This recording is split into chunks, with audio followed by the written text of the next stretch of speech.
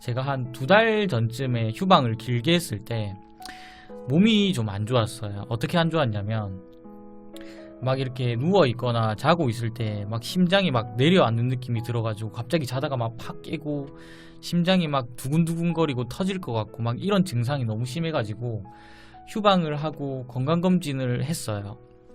근데 건강검진 결과에서는 그렇게 별다른 증상이 안 나왔어요. 이렇게 뭐 갑상선에 혹이 있다라고 나왔는데 이거는 지금 당장에 신경 쓸 만한 그 정도의 문제는 아니고 뭐 심전도 검사나 심장 검사를 했을 때는 아무런 이상이 없다라고 나오는 거예요. 그래서 조금 더 쉬다가 방송을 다시 복귀를 했는데 다시 복귀를 했을 때는 되게 건강했어요. 제가 저조차도 이만큼 건강했던 적이 없다라고 생각이 들 정도로 밥도 되게 잘 챙겨 먹고 운동도 잘 하러 다니고 막 그랬거든요.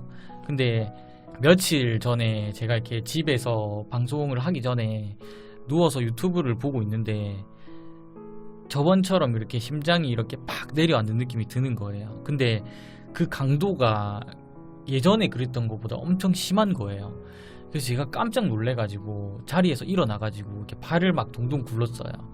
근데 이제 증상이 점점 심해지니까 제가 집에 혼자 살다 보니까 무슨 일이 생기면은 아무도 도와줄 사람이 없잖아요. 그래가지고 제가 밖으로 나갔어요.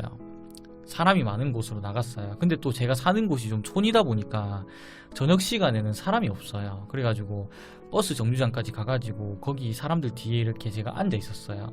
근데 이제 버스가 지나가니까 이제 사람이 없잖아요. 그래가지고 너무 마음이 답답하고 불안하니까 주변 사람들한테 막 전화를 했어요. 아무한테나 연락처 열어가지고 전화를 그냥 해야 될 것 같았어요. 근데 전화를 아무도 안 받는 거예요. 그래가지고 갑자기 있는데 숨이 아예 안 쉬어지는 거예요. 진짜 숨을 쉬는데 숨이 여기 밑으로 안 들어가요. 안 들어가고 누가 심장을 이렇게 움켜쥐는 것 같고 막 손발이 발발 떨리면서 제가 그 자리에 주저앉았어요. 진짜 그래가지고 너무 무서워가지고 앞에 택시가 한 대 있었어요. 그러니까 그 택시한테 가가지고 지갑도 없고 아무것도 안 들고 제가 내려왔어요. 근데 내가 너무 힘이 드니까 지금 당장 죽을 것 같으니까 택시 기사분한테 진짜 죄송한데 제가 지금 숨이 안 쉬어져서 너무 힘들어서 그런데 어디 병원에 응급실로 좀 가주시면 안 되겠냐고. 지갑을 안 들고 내려왔는데 제가 몸이 괜찮으면은 꼭 제가 돈을 입금해 드리겠다고 하니까 기사분이 안 된대요. 집도 바로 앞이면 지갑을 들고 내려오면 되지 않느냐. 안 된다라고 얘기를 하시는 거예요. 근데 저는 그 상황이 너무 야속한 거예요. 제가 진짜 돈이 10,000원, 20,000원이 없는 사람도 아니고 충분히 그 돈을 줄 수가 있는데 바로 뒤지만 그 뒤를 올라가는 그게 너무 힘이 들어서 제가 말씀을 드린 건데 딱 잘라서 안 된다고 말씀을 하시는 거예요. 그래가지고 제가 사정사정 해가지고 탔어요. 택시를.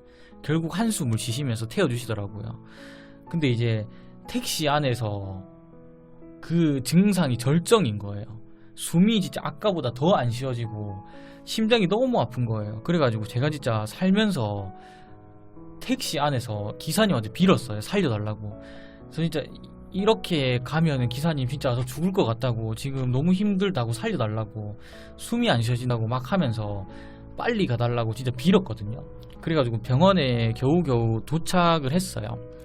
응급실에 도착을 해가지고 누워가지고 이제 그 간호사분들이랑 의사분들이 오셔가지고 막 얘기하시더라고요. 막 환자분 숨 쉬세요. 지금 숨 안 쉬시면은 손, 발 계속 마비 오실 거고 더 크게 이상이 생길 수도 있으니까 숨 쉬세요라고 계속 말씀을 하시는 거예요. 그래서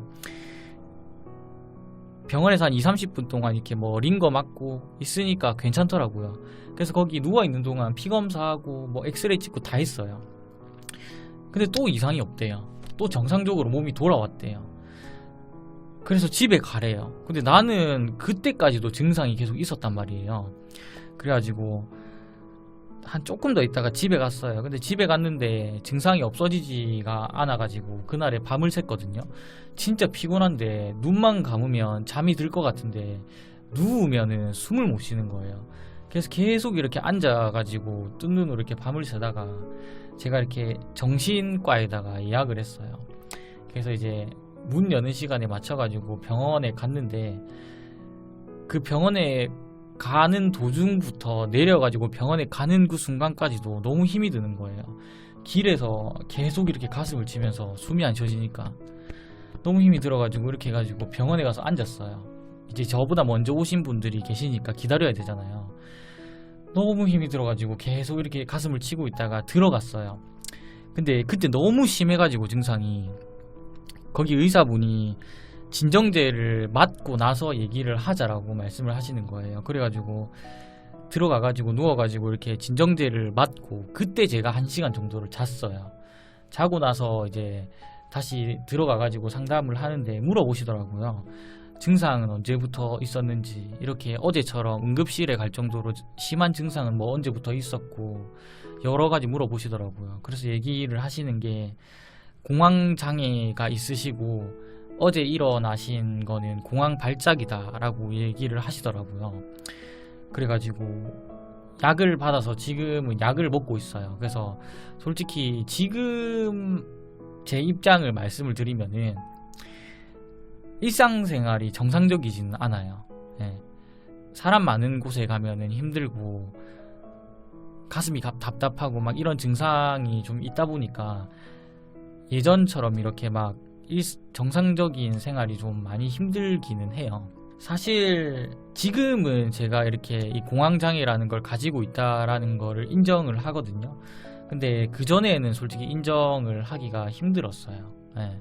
왜냐면 솔직히 말해서 다른 사람들한테 이렇게 뭐 정신과 다닌다라고 얘기하면 솔직히 인식이 안 좋은 것도 사실이고, 나는 그렇게 내가 이상이 있는 사람이라고 생각을 하지 않는데 내 몸에서 이렇게 신체적으로 변화가 오다 보니까 인정을 할 수밖에 없게 되더라고요. 근데 이제 참 신기하게도 약을 먹으니까 증상이 그래도 괜찮아지는 거예요. 그래서 제가 그저께 병원을 다시 한번 갔다 왔거든요. 그저께 병원에 갔을 때 사실 약을 한 이틀 정도 안 먹었어요.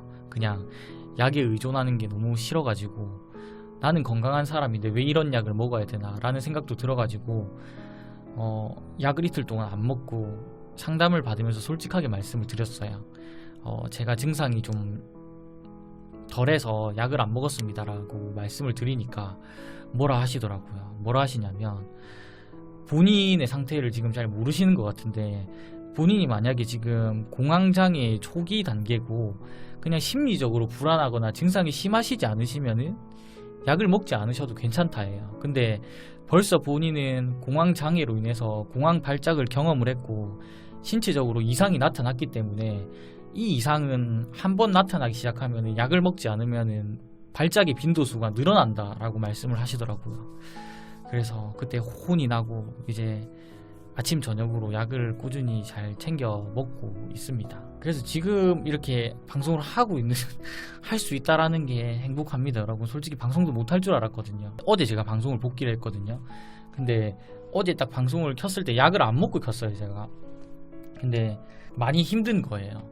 예, 자꾸 이렇게 숨을 이렇게 쉬어야 되고 말도 어떻게 해야 될지 모르겠고 막 불안한 게 다시 보기를 봤는데 그게 보이는 거예요, 제가. 근데 이제 중간에 약을 먹고 다시 와서 좀 안정이 되니까 예전처럼 다시 방송이 되더라고요. 그래서 할 수 있겠다, 할 수 있겠다라는 생각이 들어서 다시 이렇게 하는 거죠, 방송.